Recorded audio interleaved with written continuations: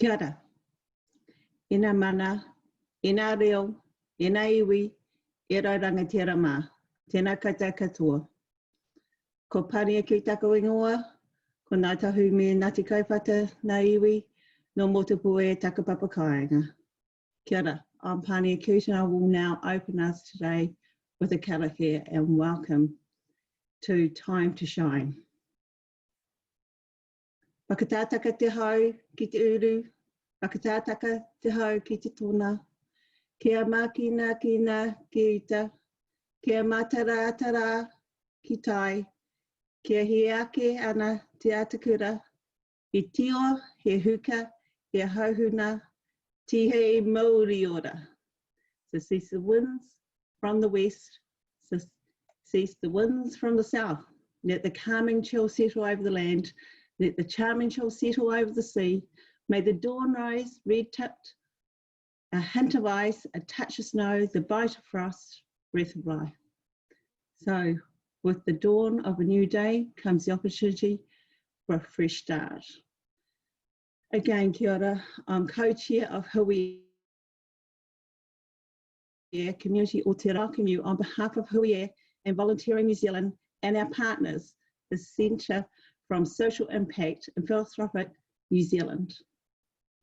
The impacts of COVID-19 on business, employment and the economy have been well publicised. However, the impacts on the tangata whenua community voluntary sector have been equally felt, yet not as visible over these past months. Our four organisations wanted to work together to capture data that can be used in the recovery and rebuild to benefit both the sector itself and the communities we serve. Our four organisations, in May and June, we went out to the sector and asked how COVID had impacted on their mahi. Thank you to the more than 1,400 community organisations who shared their stories with us. This data captured how you mobilised, moved with agility, and in some cases did and are still doing more with less. COVID-19 has ignited our imaginations and opened up our potential. There is a huge appetite to harness what was activated during lockdown. It hasn't been easy and many of us are tired and doing more with less, but we remain upbeat and committed to ensuring our communities are safe and well cared for. As we present the survey results to you today, to see a huge appetite to take advantage of what was activated during lockdown. This includes central, local government, philanthropic funders and the community sector working more alongside each other to make collective decisions. We believe this research will help lead confident, collective, well-informed discussions around recovery and re-imaging the future state of the tangata whenua community and voluntary sector that is well, flourishing and thriving. It's time to shine, time to take stock and time to shape our future. Won't you join us? I'll now hand you over to our Hui E Pou Kairahi, Rochelle Stewart-Allen, who is facilitating today's session. Nō reira, tēnā koutou, tēnā koutou, tēnā koutou katoa. Morena everybody, thank you so much for joining us today, and thanks Pania for setting the scene today. It's been a number of months during lockdown that we've been working collectively together, our four organisations, so ourselves, Hui E Community Aotearoa, Volunteering New Zealand, Centre for Social Impact and Philanthropy New Zealand. So it's been a really exciting time during a very uncertain time for us. Thank you so much to the more than 1,400 organisations that welcomed us, shared their information during this incredibly challenging time for the sector. And we're really excited to have you here and start to share the results of the survey today. So I'm just going to introduce you to Michelle Kitney. She's co-hosting with me today, and I'll turn over to you, Michelle, and you can also do your welcome before we swap across to Adrian and Emily. Kia ora, everybody. Thank you, Rochelle. Kia ora, Pania, for the fabulous introduction. My name is Michelle Kitney, and I am the Chief Executive of Voluntary New Zealand, and it's a pleasure to be here today to share with you collectively the results from our survey of 1,400 people. And it's been a pleasure working with the Centre for Social Impact, Philanthropy New Zealand, and with Hui E on this. So thank you, and welcome everybody. Thanks, Michelle. So to let you know, today is the community sector presentation. We've also got a separate presentation this afternoon with government, and then on Wednesday with funders. So we decided to, we wanted to launch this morning for the community sector because it was your information, you shared it with us. We are longer term looking at opening up the data set, and thank you for those who agreed to share your anonymous data so that other organisations, including government, local government and funders, can also use that data. So I'm just going to share my screen now and introduce you to our two researchers. So first up, we've got Dr. Adrian Field from the Centre for Social Impact. So you can see that he has a lot of experience in design and evaluation of surveys. And then we just click on the right thing. And then we've got Emily Garden, who's also an associate at the Centre for Social Impact. So she's got a great experience in terms of qualitative analysis. So there was so many words shared from the organisations, and we were really wowed by the amazing time and input that you took. So now I'm going to stop sharing my screen and turn you over to the two of them, and they will go through the results with you.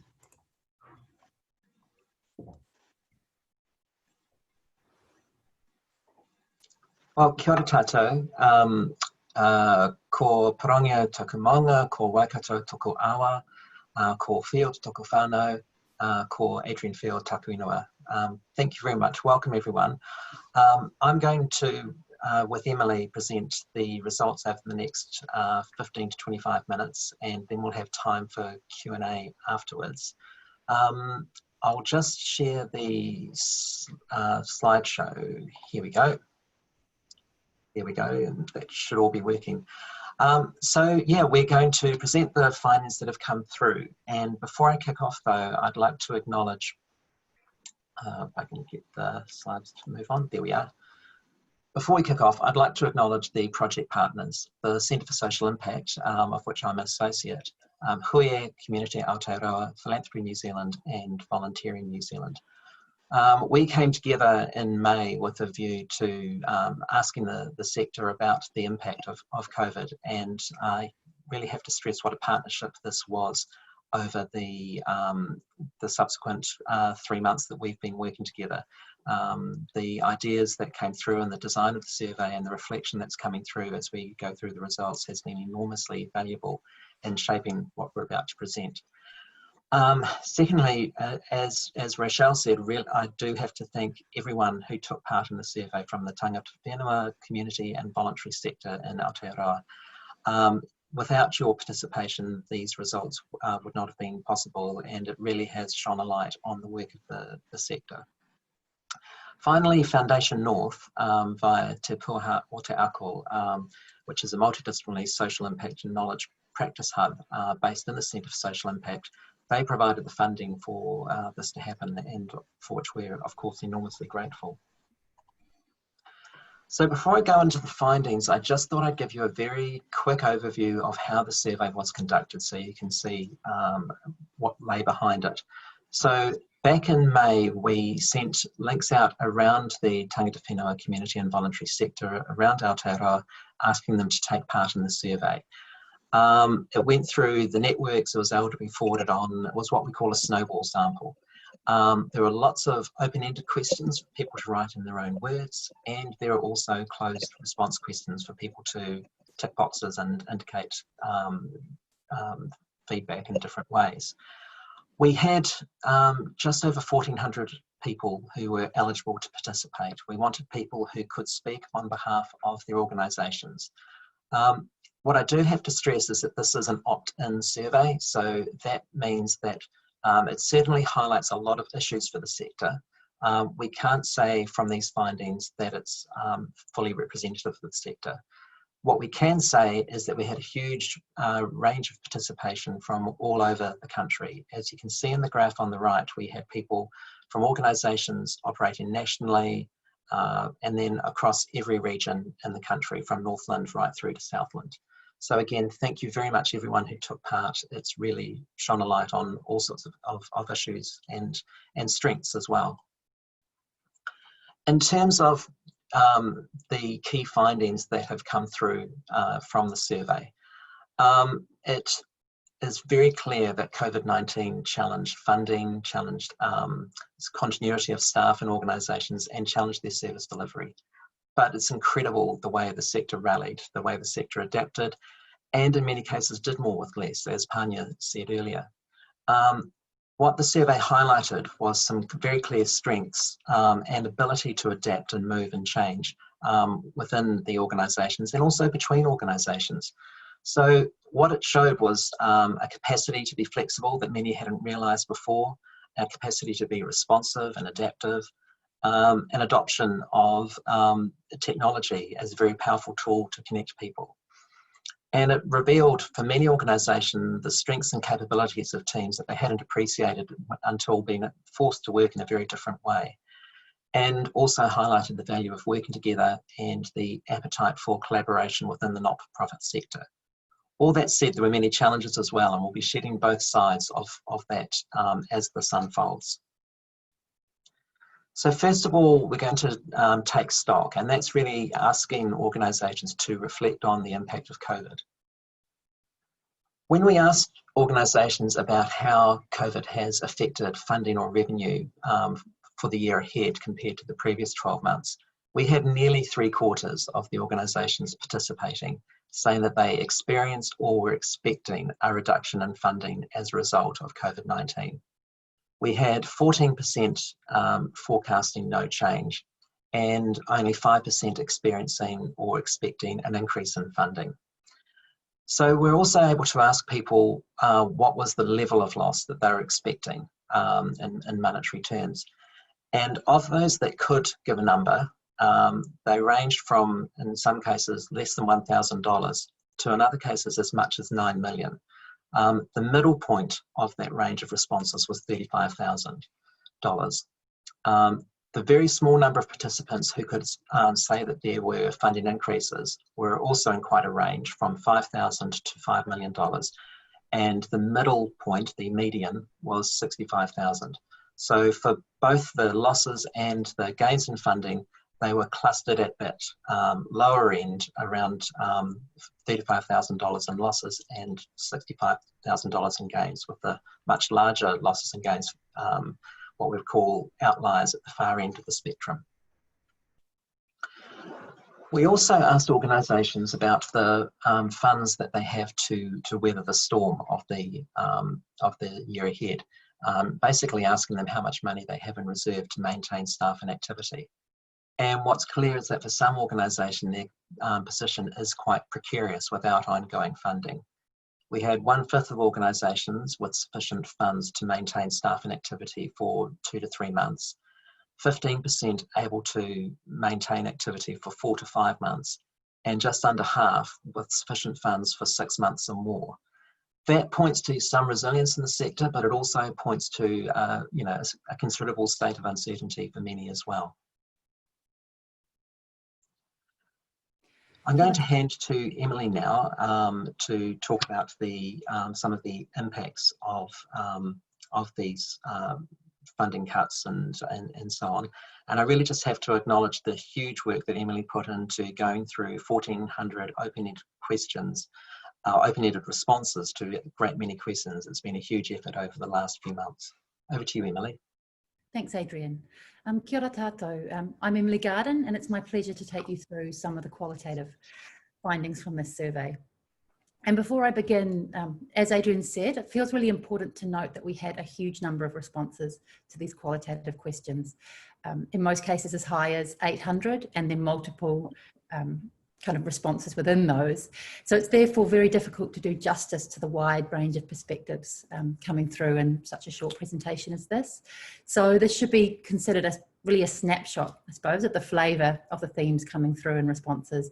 And I really encourage you to turn to the report for that kind of more nuanced detail. So when we asked about the impacts of COVID-19 on service delivery, 59% of respondents indicated that they had to cut back on service delivery. 20% indicated that they maintained services at the same level, and 17% indicated some sort of increase.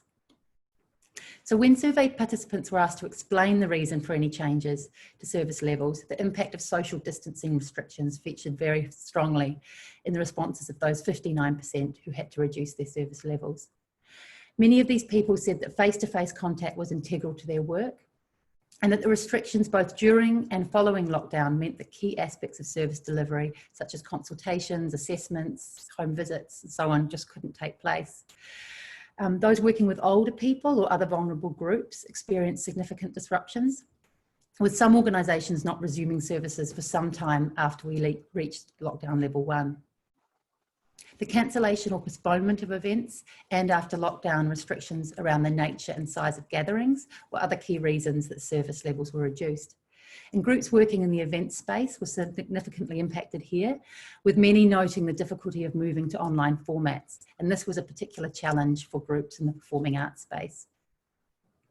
Many had to modify timeframes, but a lack of certainty around the time, at the time of responding around when larger events might be able to take place, meant that planning for any event in this year was too challenging for many organisations. So having to completely close their doors or stop providing services during lockdown was another reason for service level reductions. Some organisations, such as drop-in centres or marae, were restricted by being unable to access their premises, and because being on site was so key to their operation, they had to halt services altogether. A few of these groups talked about the challenge of getting back to normal in terms of numbers of service users after these extended periods of closure. And reduced income also affected the ability of groups to deliver their services. And most of these people talked about the impacts of losing existing grants and contracts, and however organisations that rely on donations were also significantly impacted. Often this was because they'd been unable to hold fundraising events, or they had fewer opportunities to interact with donors. And in most cases, these funding cuts resulted in reduced staffing levels, which went on to impact the scope and quality of services provided. And finally, when it came to that 17% of participants that had increased their service levels, this was overwhelmingly in order to meet a surge in the level of need within communities, which was often attributed to higher levels of material hardship. Thanks, and over to you, Adrian. Thanks, Emily. So we asked people about what are the key challenges and also what are the emerging opportunities that have come through as a result of COVID-19. So we've just listed here for each of them the top 5 or 6 areas of challenge and opportunity. The main areas of challenge were, as Emily alluded in the previous slide, simply meeting the needs of the people that they support. We had 2/3 saying that that's the biggest challenge they're facing. But we had over half of people taking part in the survey also saying that maintaining revenue to keep their viability as an organisation was a critical challenge for them in the year ahead, and providing support to their staff and volunteers.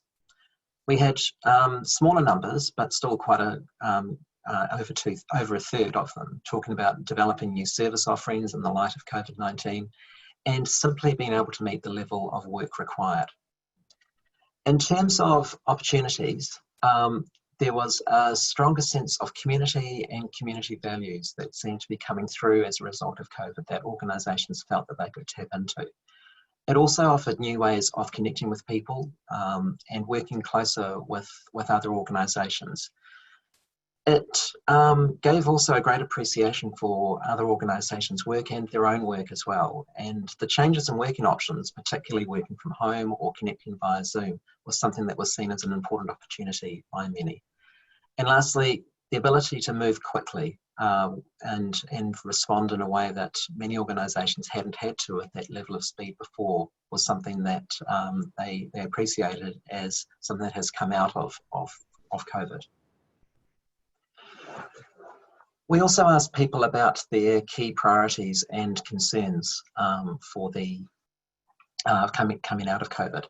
And as indicated in the previous question, financial uncertainty was by far the strongest concern, but there are also a range of other themes as well. One was meeting the needs of communities, echoing other responses. Others talked about resuming business as usual and operating within the new normal. That was mentioned by about 16% of respondents. Then other issues like maintaining the well-being of staff and volunteers, capitalising on the opportunities, some concerns that the sector is underestimated and overlooked, mentioned by a small number of respondents as well, and building their digital capability all came up as some smaller levels of responses. Emily's now going to talk through some of these in a bit more detail from the qualitative responses that came through. Thanks, Adrian. So as Adrian said, dealing with financial uncertainty was the most prominent concern for participants at the time of responding. And broad themes coming through included concern regarding reduced or insecure financial resources, including the loss of particular income streams such as grants, and challenges around service delivery or viability, including that many services found themselves now significantly stretched and doing even more with less. The organisations were also focused on continuing to provide impactful services to meet the needs of their clients, and the challenge of balancing kind of maintaining existing obligations with increased demand for services in a climate of reduced financial and human resources was highlighted by many, with uncertainty around how future need might grow noted as a further stressor. Some were focused on resuming business as usual activities, returning to pre-COVID levels as quickly as possible. However, others were concerned about how best to resume services while meeting the obligations of operating under the new normal of COVID, so that they could both ensure the safety of their clients and staff and operate effectively. The safety and support of team members, along with challenges associated with recruiting and retaining staff and volunteers, were also priorities and concerned. Some were worried that they may not have the volunteer numbers needed to deliver their services, and this was often due to attrition during lockdown. For organisations with paid staff, a key priority was well-being after what had been a very stressful period for many, showing little signs of workloads reducing going forward. Some were focused on capitalising on the opportunities presented by COVID-19, and they were exploring how they can build back better and basically taking this opportunity to reimagine a different and better future. And another small group of participants wished to see a change in the relationship with government, with a shift to a more collaborative and less top-down approach. And finally, there were other priorities or concerns that were broadly related to working digitally, including the cost of investing in ICT capacity and the digital divide, including the inequalities in access to technology among their clients. Thanks. Over to you, Adrian. Thanks, Emily. So that's a snapshot of many of the issues that were raised in terms of the challenges presented by COVID for these organisations.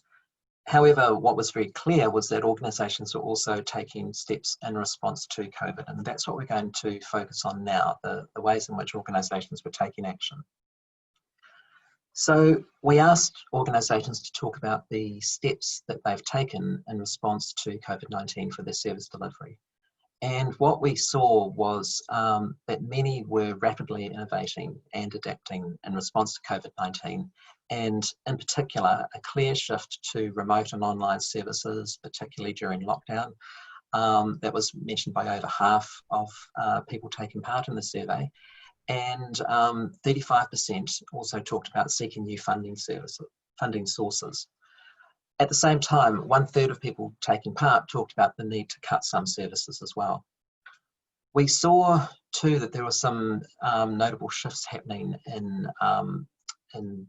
staffing and volunteering. Some organisations talked about having to reduce volunteering, reduce staff wages and salaries, and reduce staff numbers. A few were able to talk about increasing volunteers and increases in staff as well, although in total those increases were smaller than those having to make reductions.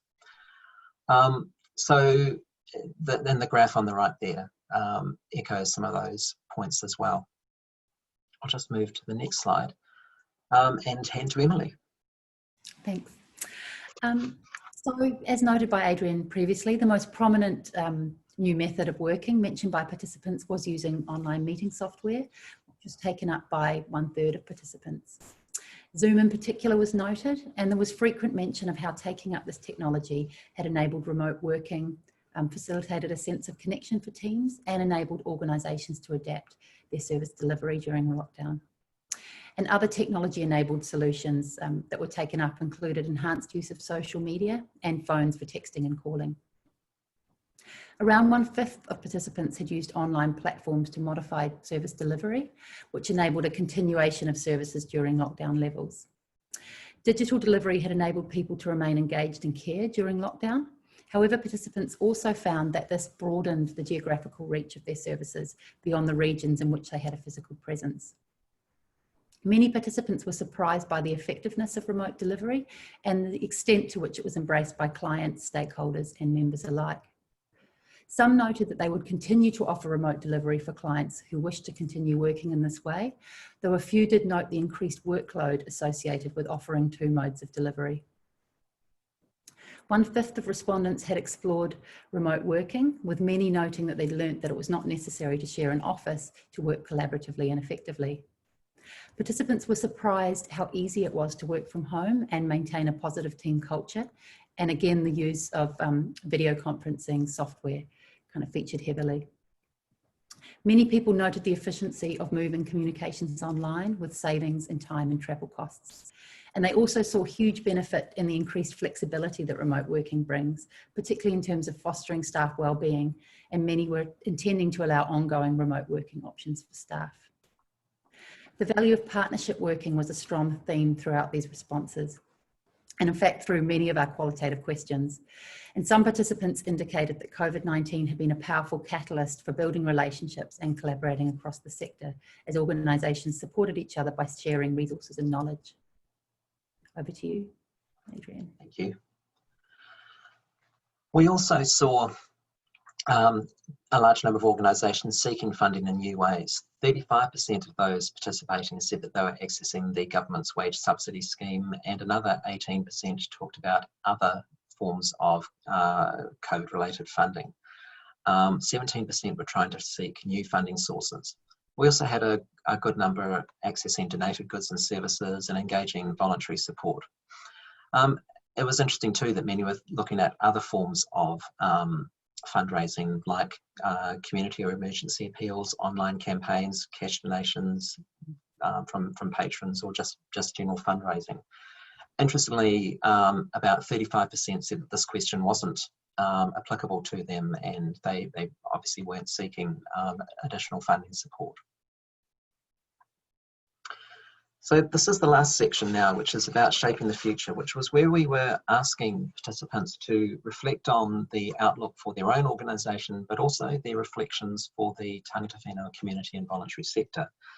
A really interesting response that we got was when we asked them about how pessimistic or optimistic they are that their organisation will still be operating in 6 months' time. And this was on a scale of 1, meaning very pessimistic, to 6, meaning very optimistic. And what was interesting was that despite everything they'd gone through, they were still very optimistic about the stability of the organisations and their ability to still be around in 6 months' time. I think this perhaps also speaks to the tenacity of the sector too. So we had 2/3 of respondents saying that they were very confident that they would still be here in 6 months' time, and a further 17% sort of just slightly down the scale at 5, so that's over 80%. Only 4% had a very pessimistic rating, and a further 3% gave a rating of 2. That does still speak to some significant levels of concern out in the sector. When we asked about what were the most needed areas of support, many talked about fundraising, marketing and communications by almost half, digital technology being an ongoing issue. We had a third talking about needing innovation and strategic advice, a quarter wanting help with grant writing, and a quarter wanting more volunteers to be able to do their work. We also asked about how can we strengthen the sector going forward, and the sorts of things that came through were greater collaboration between organisations, mentioned by 2/3, funding to cover salaries and operational costs as opposed to project funding by nearly 2/3 as well, and sector-wide leadership to provide a voice and influence, mentioned by 40%. There are a range of other responses that were put forward too, like improved government recognition and engagement, collaboration and consolidation of organisations, partnership with Māori, and skill and capacity development. And many of these are covered in the graph on the right here as well. So lastly, we asked about what were the lessons of COVID-19, and we had a huge range of responses for this one. And I'll just touch on a few here and then hand to Emily. Many talked about the importance of being responsive and flexible, the importance and value of digital connectivity, the way it highlighted organisational strengths and capabilities. Each of these are mentioned by 10 to 12% of responses. And then there are other ones as well, a vital role of relationship building and collaboration, and being prepared for the unexpected. I'll let Emily give more light on these responses. Thanks, Adrian. So as Adrian said, for many organisations, COVID-19 had highlighted the importance of responsiveness and flexibility. And some felt that the rapidly changing environment unlocked sort of a previously unknown capacity for agility and innovation. And they talked about learning how quickly they could adapt and deliver new initiatives as they responded to evolving need. And this sort of top quote on the right is representative of a lot of what we saw coming through. Some shared the qualities they found to foster responsive working, such as being positive and up for it, and willing to roll with the punches and not being afraid to test new ideas out quickly and then learn from the outcome of that. An appreciation for technology as a powerful tool offering new ways to connect and communicate was another important learning. And participants talked about having technological advancement forced upon them and how this resulted in a great leap forward in terms of skills and confidence. And there was a real excitement at the potential for alternative ways of working and delivering new services that this new capacity opened up. 10% of participants felt that COVID had revealed the strengths and capabilities of teams and organisations. Some described learning that their team was fit for purpose, or how COVID had highlighted the commitment of staff and strong sense of mission within their organisation. The resilience of organisations and the positive culture within teams was also highlighted, with participants noting the collaboration, generosity and kindness of their staff and how their teams were strengthened by working through this together. The importance of cross-sector relationships once again featured strongly, with responses highlighting the huge appetite for collaboration within the sector, which was seen by many as being key to its sustainability. There was a sense that the ability to collaborate and strengthen relationships was enhanced by the pandemic, and the sector's responses showed how quickly people could come together to achieve a shared objective, and there was a strong desire to build on this work going forward. The need to be prepared for any possibilities was another important learning, with many noting the importance of conservative financial management and comprehensive planning that includes worst case scenarios. While a few of these people reflected that their organisations were well prepared, most felt they needed greater preparedness through retaining cash reserves and built business continuity planning.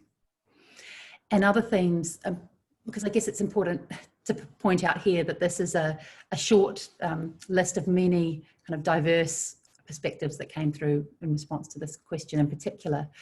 So a few other themes included the importance of good communication, both within organisations and with members of service users, the strength and resilience and effectiveness of the sector, that crisis brings opportunity, and the sector's reliance on unsustainable revenue streams.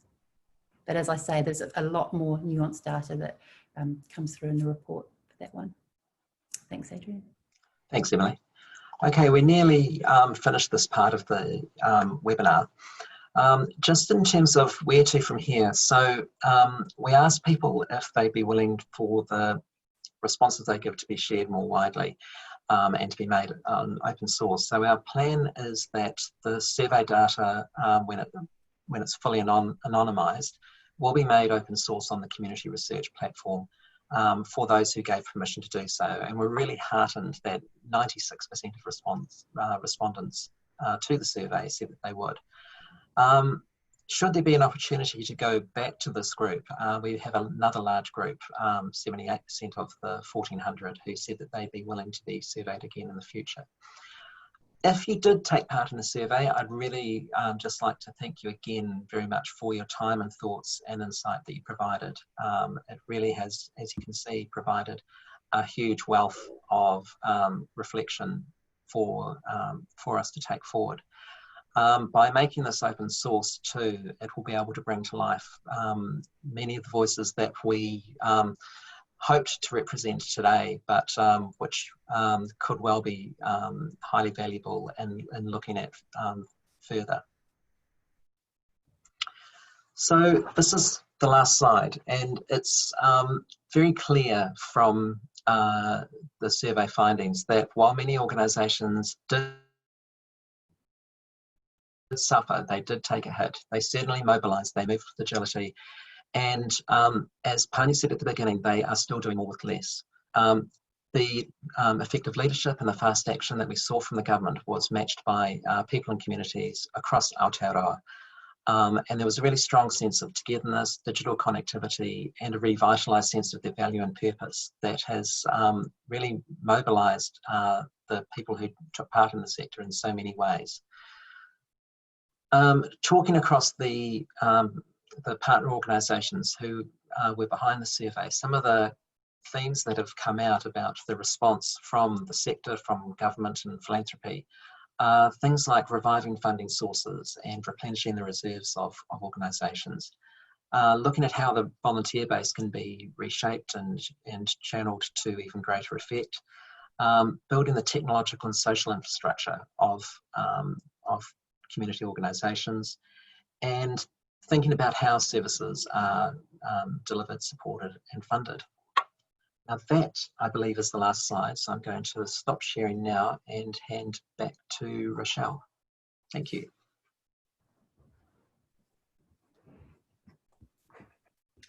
Many thanks, Adrian and Emily. Wow, there's so much information in there. There's so much richness. Every time I look at it, even though I have looked at it so many times, I still see new things that really stand out to me. And I'm just really, the thing that really stands out to me, I was thinking, was about well-being. So I thought we could have a little conversation about that first, because that's often the thing that we talk about last in the sector. So we often, talk about funding and challenges, and I'm really pleased that this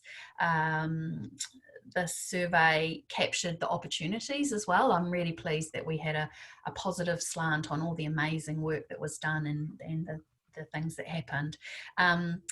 And I'm really pleased as well that the sector is very, as always, resilient, right? So the results show that they were very optimistic, despite the fact that they had, I think I noted down 65% or something had 76% had either a reduction in funding or expecting a reduction in funding, that they still were anticipating that they were still going to be there in the next six to 12 months.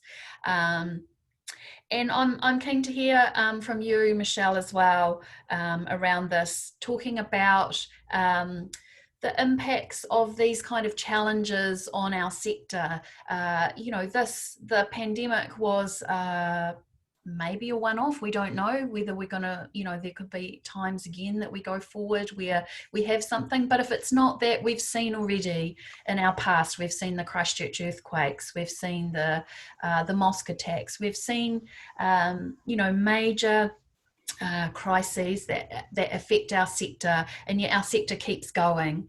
So Michelle, I'm keen to just hear from you what you've heard on the ground in terms of wellbeing. What stood out from you in terms of the survey, in terms of how resilient our sector is? Thanks, Rochelle. So for me, reading through all the reports and the data and reflecting on what we heard through COVID. So Volunteering New Zealand worked with the volunteer centres around the country. We had twice weekly Zoom catch-ups where we heard about what they were experiencing through their membership and our wider membership.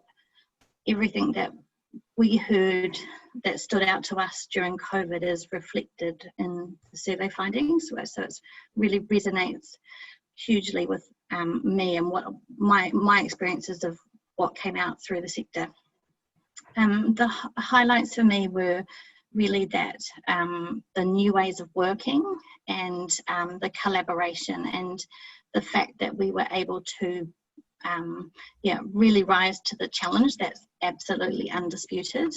I think many of us continuing to do more with less will be something that makes a challenging situation for wellbeing going forward. I think we've absolutely seen a whole pile of positivity and emphasis and awareness of just how amazing our sector is, but taking that forward into the future with the issues that are highlighted around funding and some uncertainties. So there's optimism and we're really able to do it, but the structural situation may make that harder into the future. And I think I'm not entirely sure we've seen the full impact on our wellbeing for the whole of the country, but our sector in particular. And that may yet hit us still, I think. I agree. I was on a webinar the other day and they were talking about the wage subsidy ending at the end of end of September, and that the impacts of that we'll see on our communities and our businesses will have an impact. We saw 35% had accessed the wage subsidy, which for me still seemed quite low. I felt through the whole of lockdown that more charities and non-profits would have met the criteria. But I think what I suspect is that the way that it was worded didn't quite meet something that actually made us think, those who run community organisations, that we were actually eligible for that. So I found that really interesting. I'm going to go to some of the questions before we carry on. So which is why we've kindly kept Adrian and Emily on. So there are some questions in there specifically around numbers. We've got a poll up. Great. So we wanted to talk about some of the recovery. So what we've put up here, like, what do you think should be the highest priority for COVID recovery for the sector? So we're keen for you to do some votes before we carry on with speaking. And it's always exciting because we'll see live, so we will... Sorry, I might have timed that badly, Rochelle. That's all right, we'll go with what we're going. I love webinar polls. They're fun when you see the results come. Yeah, they are fun. I sort of thought it would sit there in the background as we did the questions, so my apologies.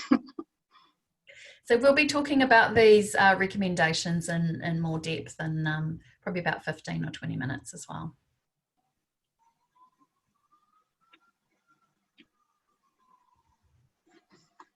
So just while that poll's running, thanks Jenny for your comment about that we need to stay focused on the wellbeing and community resilience during this time. And I agree. I mean, what we watch, obviously what's happening overseas, we see, for example, in Australia going into lockdown, parts of Australia going into lockdown again. So we do need to be prepared for this, that something else might come along. It's not just about recovery, but it's also about the resilience to keep going. I'm particularly really mindful in our sector about the CEs and the general managers doing more with less. I think that's effectively what it shows very clearly in the results, is that the funding has gone down, the service delivery requirements have gone up. And although this was at the end of the lockdown, I suspect that pressure has not reduced. So that it wasn't like there was a fine line between that. It did mean that some organisations could reopen, but there wasn't necessarily a fine line in terms of suddenly just everything went back to normal. So Michelle, have you spoken to some of those organisations that are shifting and changing their service delivery? So we definitely saw a lot of that through COVID, where volunteer programs, so organisations obviously changed up how they delivered or how they worked together as teams, but actually programs were often taken online quite rapidly. And I know talking with some of our members, some of them are not going back to how they delivered them previously, and they're taking the opportunity to assess whether the new ways of working are going to enable them to deliver their programs differently into the future. So perhaps volunteer support delivered remotely rather than face-to-face, which enables a much greater pool of people to support people within programs. I did have one thought I wanted to add about the wage subsidy though, which about the low rate, and my observation is that we won't necessarily see the impact during that set period for our sector. It will be over time that we are unable to access particular pools of funding as they are depleted, and also donations and fundraising opportunities are things that are will impact over time. So I think that timing and the amount are probably challenges and a reason why we saw a less of a pickup than the rest of the wider community. I think so. And we asked that question around reserves, but when we talked about the results, we realized that some people were answering it in terms of operational funding. So it's like, how many dollars do you have in the bank right now? And so it showed that a reasonable level had enough to last them 6 months plus, but we know that that is already committed funding, right? So that funding's already committed towards projects, and it's fantastic to see some of the funders, including government, being flexible around that, about the funding that the organisations already have. But I agree with you, Michelle. I think that what we will see is the impact next year when people go to apply for new funding and there's reduced funding. You know, government is likely to indicate that there's less funding after we get through this initial sort of COVID period. We know that the pokies, there's a big impact, and we saw that in the survey as well, of people commenting when they were really reliant on pokey funding, and we know that was shut obviously during the lockdown, so there's going to be less funding. The philanthropic funders are indicating different things. Some are okay and some are not, but certainly a percent of them are indicating that they're going to have less return on their investment. So that means less funding available as well. And we know that sponsorship, business and corporate sponsorship, is likely to go down too. So I agree. The funding challenges, I think, will actually be next year. Once we get through this kind of initial 6-month period, I think it's going to be quite tough next year, and we need some strategies around that, and certainly some work, particularly with funders and government, on how they're going to help the sector during that time. So we've got I'm just going to share the results of the first one. So this is the exciting bit. So what you can see is that operational and salary funding was 30%. That was the most popular. And we know this is very real because a lot of funding is tagged. Even during COVID, a lot of funding was tagged. So people were not able to apply for funding for salaries or operational costs. And we saw that in the questions around improving the sector longer term, that people are needing funding for this, particularly as a consequence of COVID. We know that people often lost volunteers because they're in an older age group. We know that that people needed to bring more staff on because service delivery went up. So there are definitely challenges around that. Second we've got is contracted government services are funded 100%. So you'll remember that there was the report that came out, Martin Jenkins and a selection of funders last year, that said that the social service sector was underfunded by 630 million. And that's because government at the moment is not currently funding 100% of the program costs. So organisations are having to find that additional funding, which is often around operational and salary costs as well. Michelle, have you got some comments on the poll? Just looking through, I guess just to, there's a high backing for the operational and salary costs, which I think we've seen as a key issue, ongoing for a long time. And I think we've been able to be innovative and collaborative and do more with less during COVID with amazing results, but innovation and adapting and making changes to programs takes a set of working capital that isn't necessarily always available through current funding models. Great. I'm just replying, Matthew, your comment was 136 million. It was actually 630 million. And someone will magically Google that and provide a link in there for me. Maybe Sue, you could do that. We've got Sue from Philanthropy New Zealand online as well, helping us today. So thanks, Sue. It is noted in the report, just to point out. Great. Yeah. All right, so let's close the poll and now let's go to some of your questions. So Adrian and Emily, the question is, are you able to identify how many arts organisations responded to the survey, and are you able to share that information? Sure. It's good to have these things up on the screen because I was able to do some quick to and fro between the report and the questions. So we did ask a question about what sector people were from. And I'll just run through a few of the higher ones. People saying they're in community and social services were nearly a quarter, 23%. People from culture, arts and heritage organisations were 11%. Education research, 9%. Sport and recreation, 9%. Health, 6%. And disability services, 5%. And there's a very, very long list of different sectors after that as well, and that's detailed further in the report. Fantastic. And the question is around, did you see any regional differences in the finding? And maybe at this point we could talk about what we've talked about going forward in terms of regional analysis.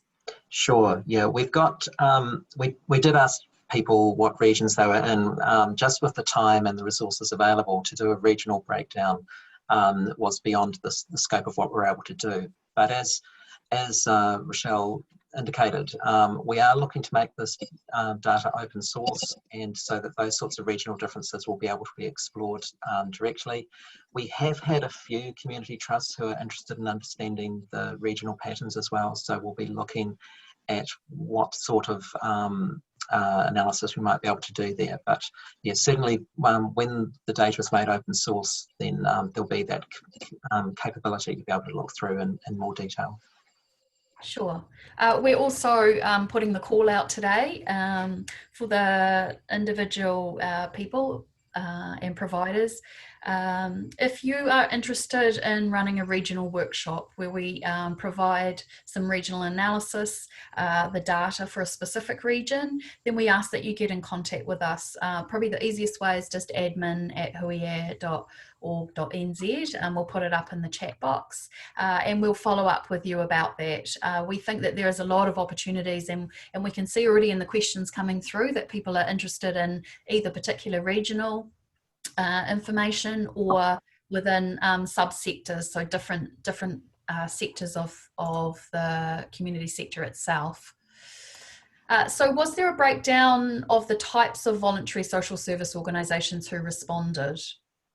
So could you tell, like, they're using examples of emergency or critical services, sports organisations, health, social services, etc.?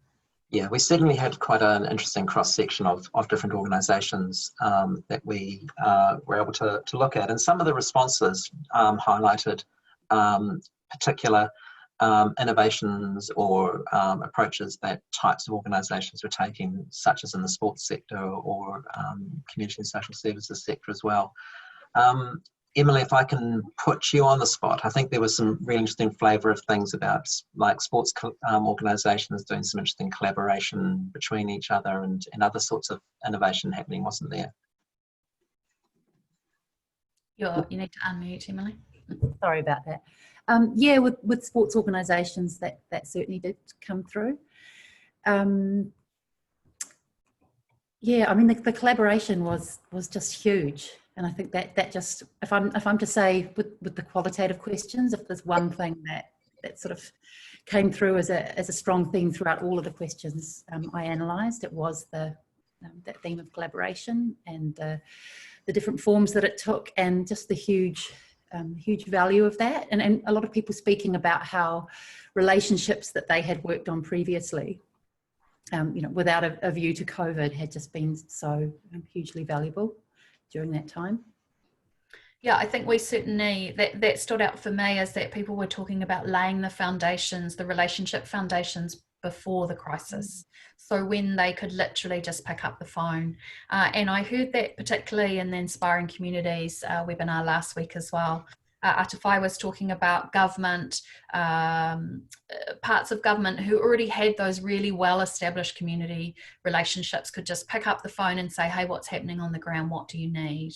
And that's something that will certainly be following through, Michelle and I, in our conversations with government about that relationship building. So it's not, you know, funding and interactions with government are just not transactional. It's really important that they're relationship based, so that you can just do that in a moment of needing information. You're able to just pick up, and there's a trusted relationship there. And I noticed that trusted relationships showed up in the survey as well. So other questions is, which I can answer, is the sector able to utilise the government interest-free free loan facility? And the answer is yes, you are. So that's free loans up to $10,000. It was on our website, but I've just moved it today, but we will find where it is and post you the information for that. Another one is, with the perceived increase in employment ceasing post-wage subsidy, how does this sector speak to those newly unemployed and entice them to work in the highly valuable not-for-profit sector as volunteers? Rochelle, do you want to try to answer that? Thanks, Rochelle. Yeah, so I was just reflecting actually more widely on the well-being and volunteering. So actually what we know through some research that came out of Australia is that people who volunteered through lockdown were actually happier than those who didn't. Basically, there's data to show that. And I think there's an inherent sort of well-being and community connectedness opportunity through volunteering. I do think there are opportunities for the sector, and some of the challenges that are and opportunities that we've seen through the research in relation to communications and marketing and financial planning or business planning and that sort of thing, to engage new volunteers or more volunteers. And there's an opportunity for us to potentially have a conversation with the corporate sector and whether employee volunteering can unlock some support for the community sector. I think that it's important that we have to be very careful when we talk about volunteering replacing paid jobs. That's not something that we would be advocating or suggesting should happen. So yeah, a volunteer role shouldn't replace an existing paid job. But at the same time, as you move out of it, as organisations change up and innovate and do new things, that's a great time to engage new people into the sector. I also think with the heightened awareness of community and place-based solutions that came out through COVID, I think there is a real heightened awareness of the importance of connecting through to your community and giving back in some way.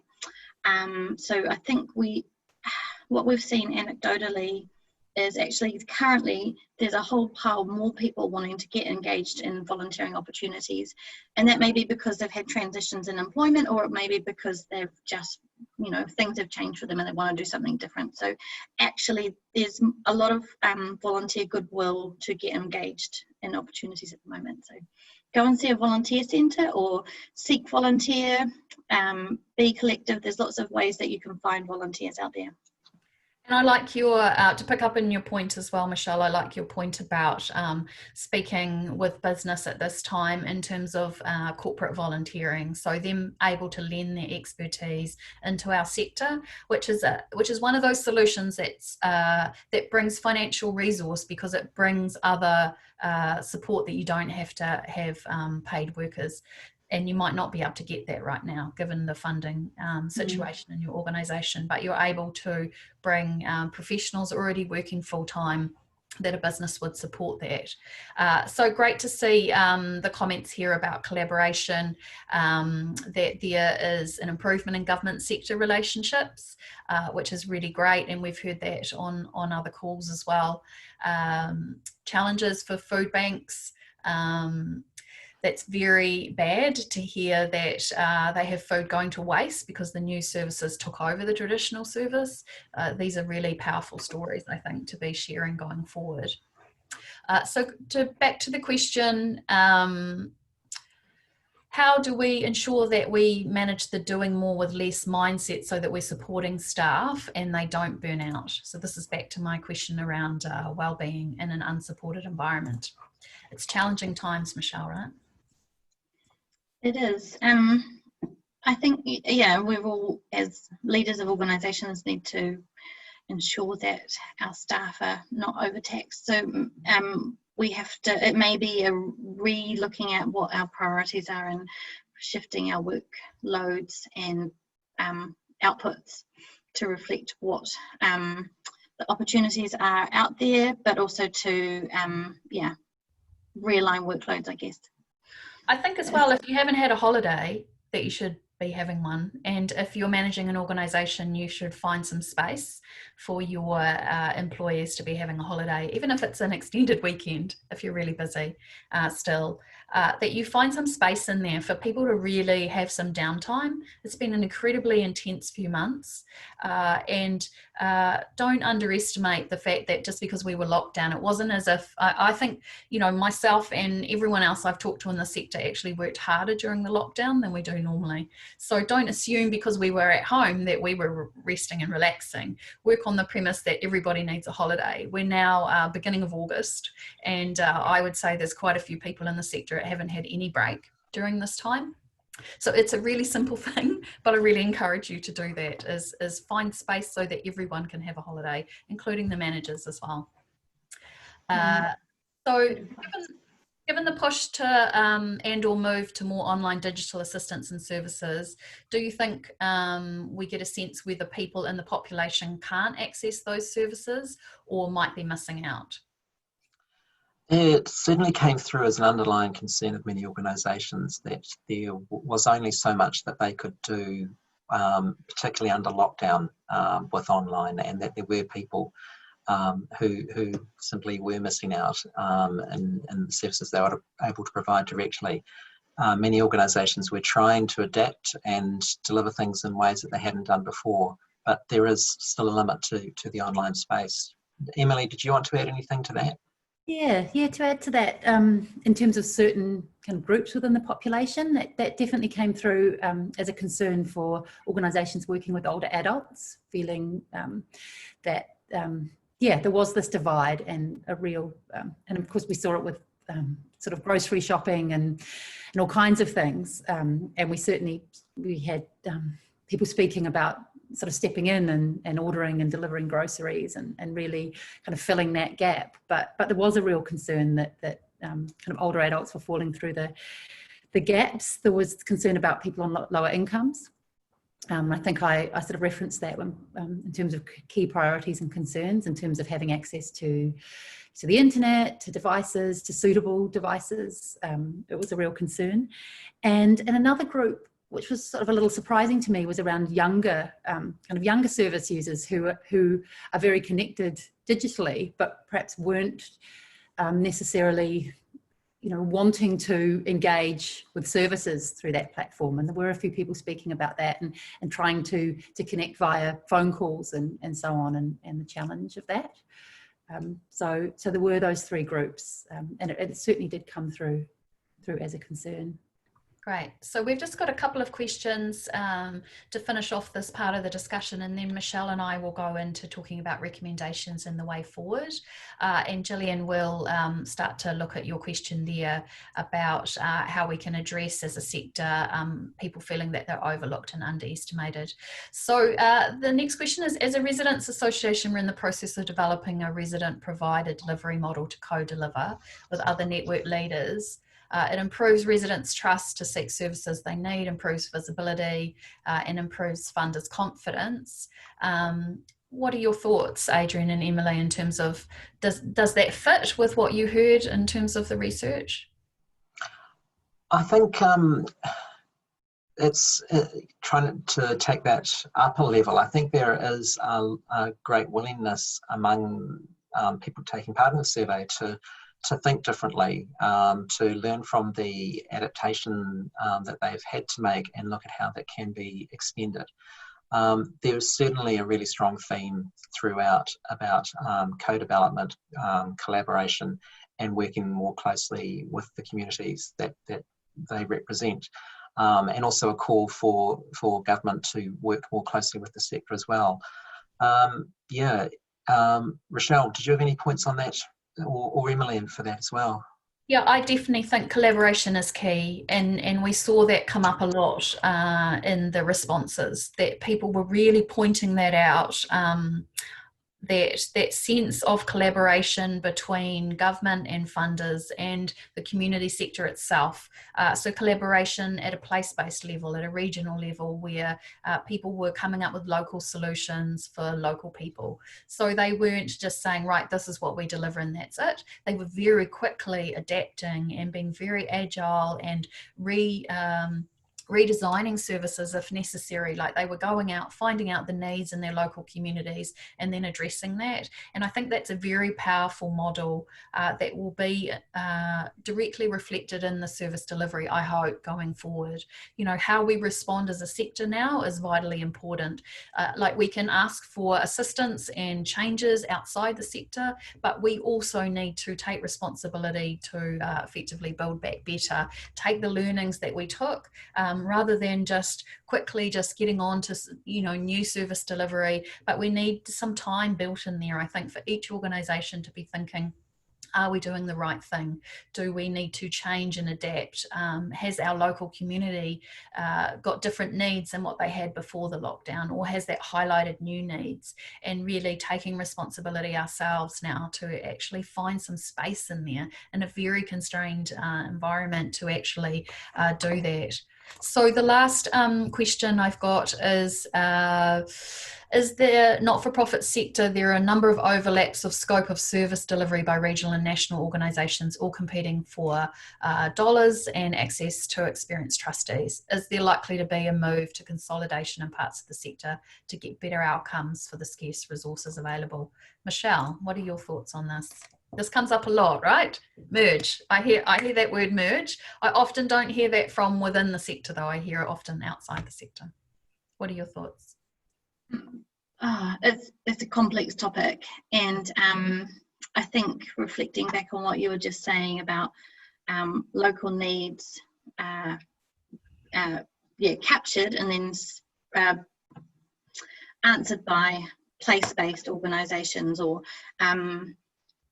organisations, and reflecting the communities that they represent and work with, I think is got to be an underpinning ethos of how we operate, which does make a challenging kind of, I guess, tension between national delivery or bulk organisations working around the country and delivering locally. So I think there's always ways to work more collaboratively and work better. I think the merging of entities is actually quite a complex kind of legal and also people and politics. There's a small p politic in how that would all come together. It's quite a complex thing for organisations to do.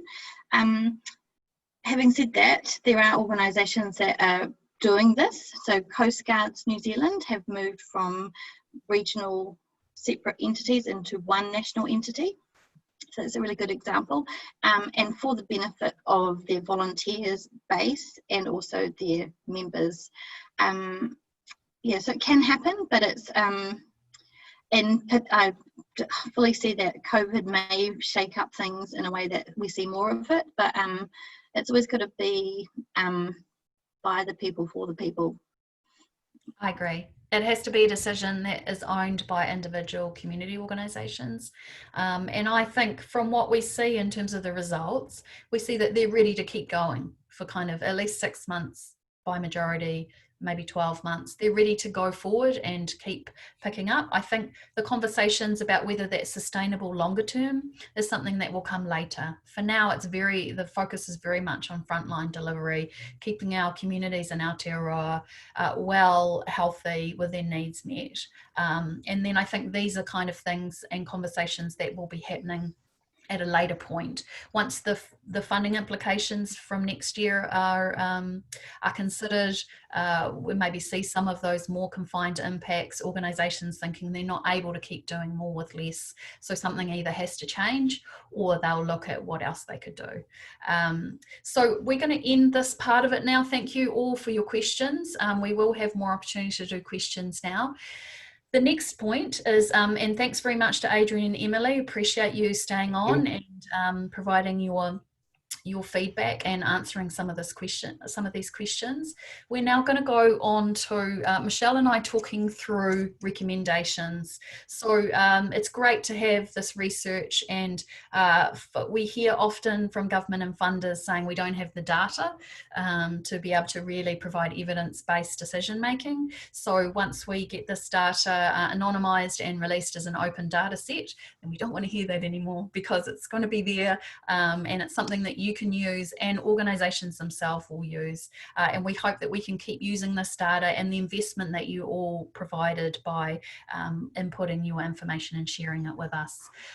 So now I'm just going to share my screen and we're going to shift to recommendations. Just get to the right part. It's always a worry when you're on the wrong page. Right, so just share my screen here.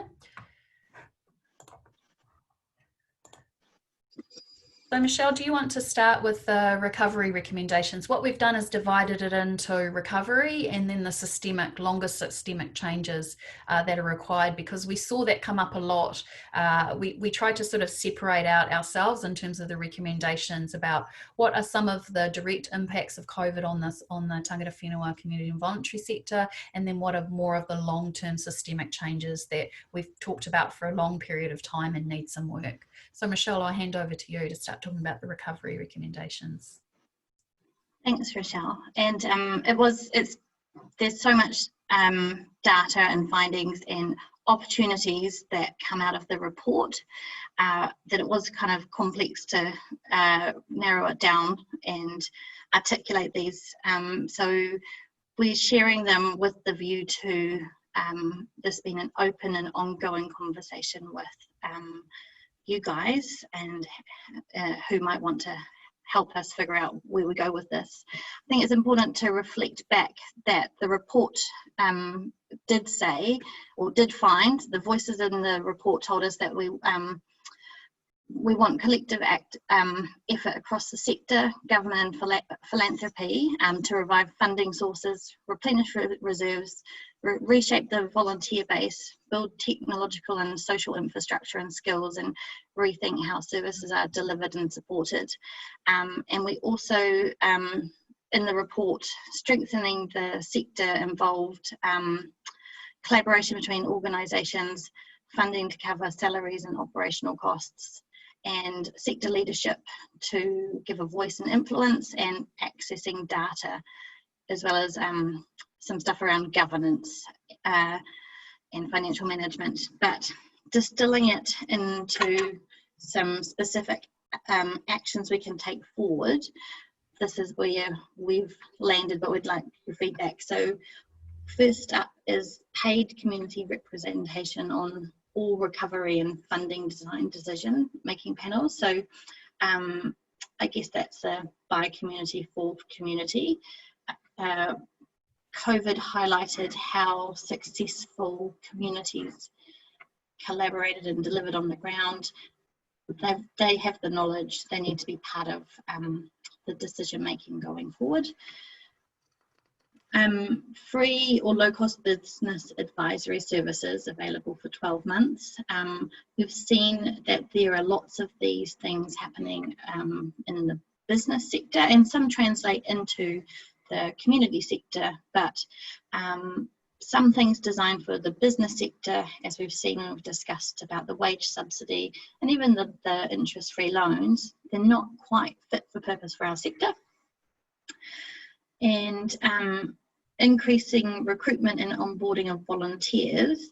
So, and we know that there's actually at this point in time, there is a lot more people wanting to volunteer and engage in voluntary opportunities. So in the chat, we've seen lots of the volunteer centres indicating that they actually have more volunteers, skilled volunteers, a range of volunteers available right now, and not as many roles within organisations. So I guess there's some work to do there around bridging that gap in terms of onboarding, but working with organisations to think about new and different ways that they can utilise the volunteer base that's available.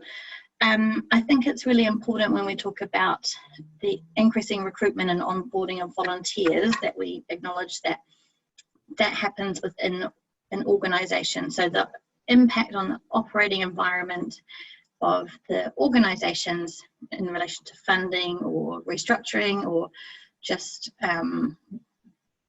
being tired from being very busy, all these things impact on volunteers and how they are integrated into an organisation. So we need to be aware that when you increase recruitment into volunteer organisations, actually that comes with a cost, an operational cost. So that's important to remember. Yeah, absolutely. And I think, I mean, the reason why we've put this business advisory service, as Michelle said, is there's a lot of support for business SMEs right now, which is fantastic for small and medium enterprises and advice. But we talked a lot about the questions that people were asking in the survey. And the reality is, if you run a nonprofit right now, where do you get your help? Like maybe you have your governors who can help you with advice, but maybe they need help. Maybe you have your peers that you can ask for, but sometimes you need some really professional advice that can help you ask some very curly questions like, should we be changing our service delivery? How might we diversify our funding in this model? Should we go online versus offline? You need specialised advice here, so we've recommended this. So the other three recommendations, which you would have already seen in the poll that came through, this real necessity to have funding available for operational and salary costs. If you've ever applied for funding and run a not-for-profit, you know that this is your biggest issue because it's really difficult to actually get funding for that. And what we've seen in the results came back that people were having to often fund this themselves. So they weren't able to access, the funding was generally what we call tagged. So it was tagged for specific delivery. For example, if you're a food bank, you'd get funding to deliver food parcels. But actually behind that, you've got probably in a venue, you've got electricity, you've got rent, you've got staff. We had on our election a webinar a couple of months ago, a story that came out of people working in a food bank and needing to access the food themselves. So you know that there is some, funding issues there, absolutely. We're interested in seeing funding distributed through a whenua or a place-based model. So rather than this kind of current application process where you need to find a government website or a funder's website, you need to read the criteria, you need to know that that's available. If you meet the criteria, you need to write an application form and submit that and then wait a period of time to hear if you get it back. It's a very long, involved process, and it's great to see that a lot of the funders were making much faster decisions during lockdown, and we hope that that continues rather than having to wait 3 months to hear if you've got the funding. But a place-based model where there was a bulk amount of funding that went to a particular region, and then you had local people deciding where that money is best to go, we think is a much stronger way going forward in this recovery period to actually make sure the money gets to where it needs to go. Rather than a more sort of decision-making process that's based around history, because the whole sector has changed in a lot of ways so much overnight that you don't necessarily know if you're a funder or government where that money's best to go. And then, which we mentioned before about the contracted services, 100% of that funding goes to the organisation that's contracted to deliver that. So this is primarily social service providers doing this. And also, we also ask in that these funds are extended for a 3 to 5 year funding period, like this kind of 12-month funding period, which is quite common in government. Some of them have shifted during this period to have 3, 4, 5 years, but we ask that all the contracts are extended through this, and that gives a level of stability for organisations during this tough time. As you know, a lot of people in the sector are on fixed-term contracts, fixed-term, short-term contracts, purely because of the way that the funding's set up. This allows a level of stability for both organisations and the staff that are working there to know that they're still going to have a job in 2, 3, 4, 5 years. So let's move now on to some of these systemic systems improvements. Michelle? Yes, so we're recommending a government-led fund, cross-sector collaboration at national and regional levels, and that government produce accessible and open data on community need, and that we see the development of a set of best practice funding principles. We certainly saw that collaboration happening a lot, and you know, as we know within the sector, we already collaborate a lot. There's kind of what I term a false narrative outside the sector that we don't collaborate, which we disagree with, because we actually automatically collaborate just because we have to. We have to work at that place-based level where there is multiple providers and multiple non-profits working in that area, and then working together, and that was really strengthened and really strong through the community.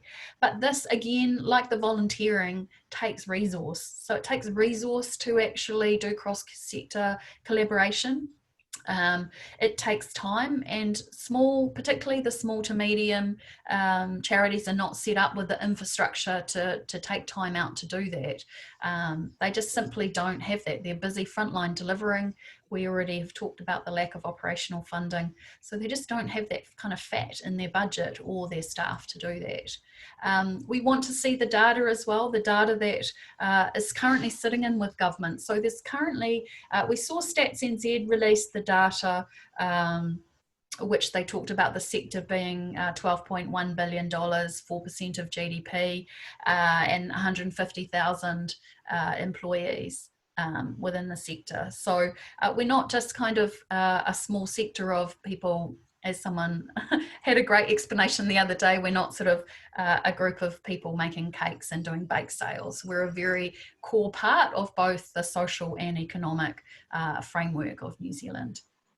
And then best practice funding principles, because we feel that we need to highlight the importance of fully funding service delivery for community organisations to have healthy overheads. You can't survive without funding your operational and your overheads. Longer term contracts to plan support and delivery and stability, and reducing the burden on seeking and reporting on funding. So the final systemic recommendations we've got is around re-establishing the Office for the Community and Voluntary Sector. So this was originally set up in 2003 and sat in the Ministry of Social Development, and then in 2011 was merged into Department of Internal Affairs, and then just became, rather than a standalone office, became part of the wider work there of Hapai Hapori Community Operations.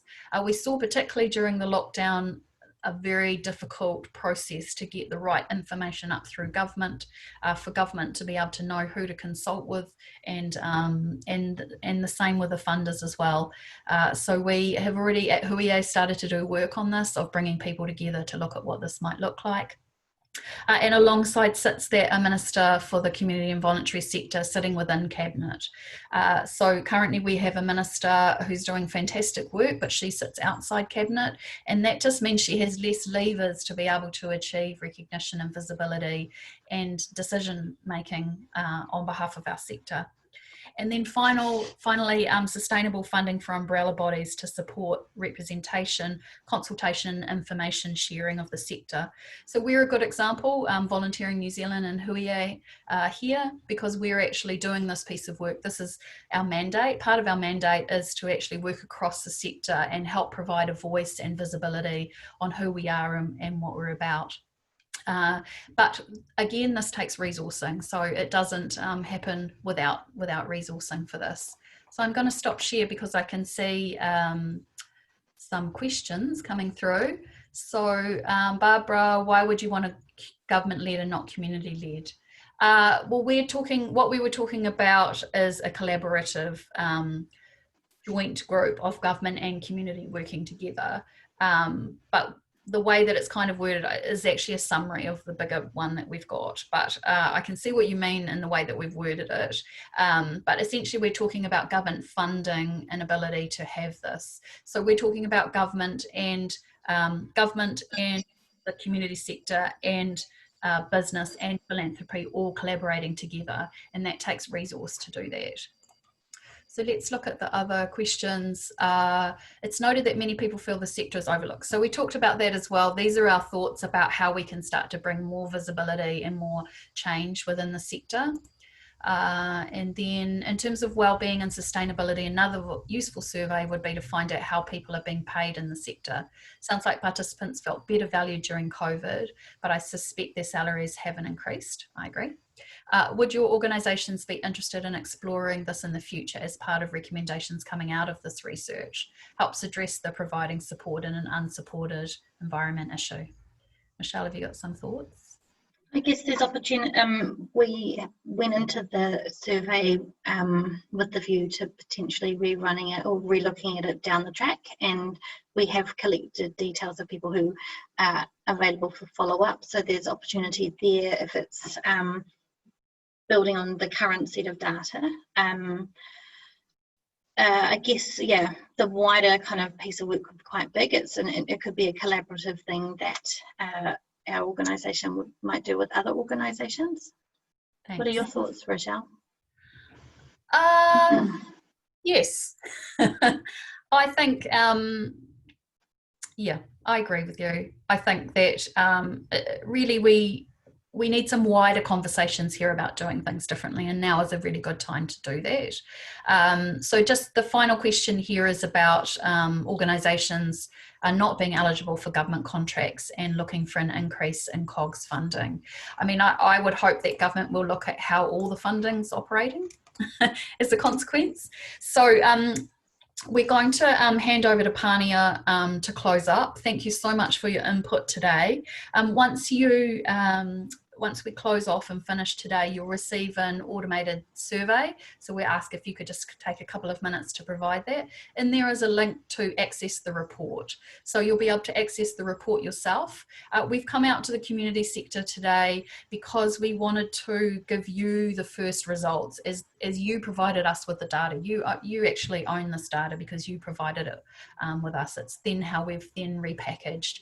Many thanks as well to the Centre for Social Impact for the many hours of work that you did. Thanks again to our partners, Volunteering New Zealand, Philanthropy New Zealand. I think the 4 organisations working together is a great example of cross-sector collaboration, and we're really excited going forward. As we mentioned, there will be a government session this afternoon and a funder session on Wednesday. We've got some media coming out. We ask that you help share this challenges. And within that survey that you're about to get, there's a little bit at the end that asks if you want to be part of these solutions. Like these solutions that and these recommendations we've made are not just about VNZ and Hui E, they're about us. It needs to be a sector-wide view, and we need to work collaboratively to do that. But we're happy to help coordinate that and bring people together to do that. So now I'm going to hand you over to Pania. Kia ora, everybody. Kia ora. Thank you, Adrian, Emily, Michelle, Rochelle, and the 1,400 community organisations that shared their stories with us today. Our community organisations have definitely been adaptable, nimble, and were able to respond quickly during COVID-19 lockdown. Again, we thank you. Also to our Hui E supporters, Voluntary New Zealand, and our partners, the Centre of the Social Impact and Philanthropy New Zealand, making this happen. I am a huge supporter of cross-sector collaboration and sustainable funding for community organisations. So I am now going to close us with a karakia. Kua tai te wā mō te whakaari i te kite. I te kite korero, i te kite whakaaro. Hei tiki atu anō mā tātou. Pau o te whakaaro, pau o te tangata, pau o te aroha. Te pau e here nei i a tātou. A hui e, tai ki e. So the time has arrived to gather one's thoughts, the kite that contains discussion and thought of the day, so that we may use again as future enlightenment, innovative thinking, human support, affection and charity, the values which bind us together. It is complete. Kia tau tō rangimari e, ki runa i na iwi o te ao, nō reira, tēnā koutou, tēnā koutou, tēnā koutou katoa. Kia ora all.